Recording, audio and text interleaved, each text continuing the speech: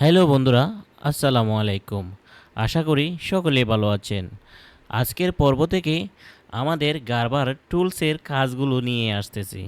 আমরা ধারাবাহিকভাবে গারবার সকল টুলসের কাজগুলো আমরা আপনাদের জন্য দিয়ে থাকবো। হ্যাঁ, তো আজকের পর্বে আমরা দেখাবো ফাইলের কাজ, ফাইল মেনুর কাজ।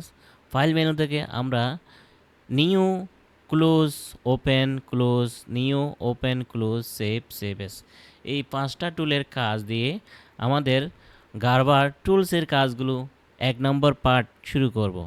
তো চলুন তাহলে আমাদের গারবার প্যাটার্ন মেকিং টুলসের কাজগুলো শুরু করা যাক।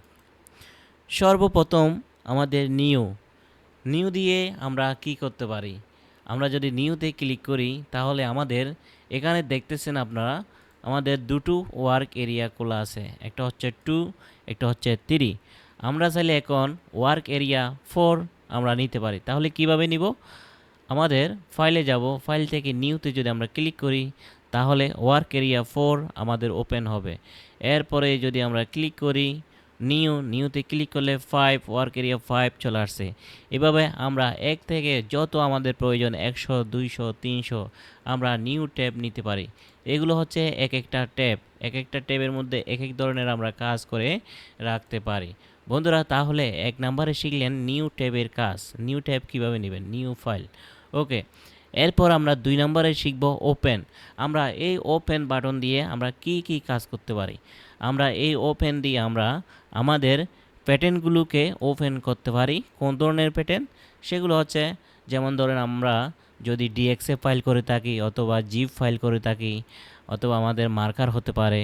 হ্যাঁ, বিভিন্ন ধরনের ফাইলগুলো আমরা এখান থেকে, ল্যাকড়া ফাইল হতে পারে, এগুলো আমরা এখান থেকে ওপেন করি। তো আমরা সাধারণত এখানে এই প্যাটার্ন ডিজাইন থেকে যেটা আমরা ওপেন করি সেটা হচ্ছে 1 নম্বরে আমাদের জিপ ফাইল, 2 নম্বর আমাদের হচ্ছে ডিএক্সএ ফাইল, 3 নম্বর আমাদের ল্যাকড়া ফাইল।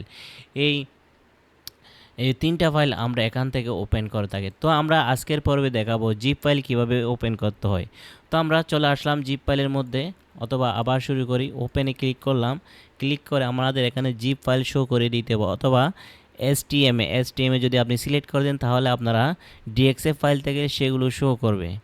এরপরে আসেন, এরপর হচ্ছে আপনার ল্যাকড়া। আপনি ল্যাকড়া যদি সিলেক্ট করে দেন তাহলে ল্যাকড়া ফাইলগুলো এখানে শো করবে। আপনি যা সিলেক্ট করে তারপর ওপেনে ক্লিক করলে আপনার ফাইলটি ওপেন হয়ে যাবে। তো আমরা এখন জিপ ফাইল ওপেন করব, তার জন্য আমরা জিপ ফাইলে ক্লিক করলাম। তারপর এখানে আমরা এই ফাইলটি আমরা ওপেন করব। তাহলে ওপেনে ক্লিক করলাম। ক্লিক করার পর আমরা ওকেতে দিয়ে দিলাম। ওকেতে দেওয়ার পর আমরা এখানে দেখতেছি কোনো পিস আসে নাই। কেন আসে নাই? অবশ্যই সেই ফাইলটি সমস্যা আছে। তো আমরা আরেকটা ট্যাবের মধ্যে আসলাম। আরেকটা ট্যাবের মধ্যে এসে আমরা ওপেনে ক্লিক করব এবং উপরে ফাইলটি নিব। এটা জেকে প্যাটার্নে ক্লিক করলাম। ক্লিক করার পর ওকে দিলাম। ওকে দেওয়ার পর আমরা ইয়েস টু ওপেনে ক্লিক করে করার পর আমাদের সামনে ফাইল প্যাটার্নগুলো চলে আসছে। এইভাবে আমরা ফাইল মেনুর কাজ করতে পারি। বন্ধুরা, আমরা এই পর্যন্ত দেখলাম দুটো অপশনের কাজ। এখন আমরা 3 নম্বর অপশনের কাজ দেখব, সেভ দিয়ে আমরা কি করতে পারি? আমরা যে কোনো পেজ তৈরি করার পর আমরা সেভ দিয়ে সেভ করতে পারি। সাধারণত আমরা সেভ করতে পারি।